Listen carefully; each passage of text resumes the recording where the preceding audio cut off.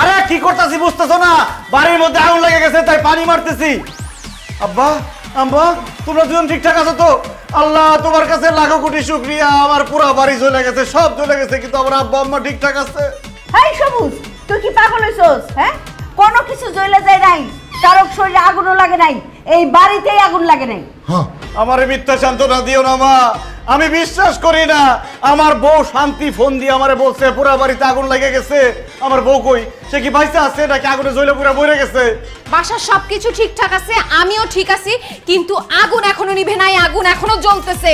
হ্যাঁ, বাসার তো সবকিছু ঠিকঠাক আছে, তাহলে আগুন লাগছে কোথায়? আগুন লাগছে আমার মনে।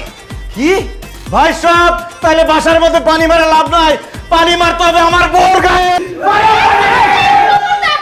কেউ পানি মারবে না, মনের ভিতরে দাউ দাউ করে আগুন জ্বলতেছে, এইখানে পানি দিলে আগুন নিভে না, আগুন আরো দাউ দাউ করে জ্বলে।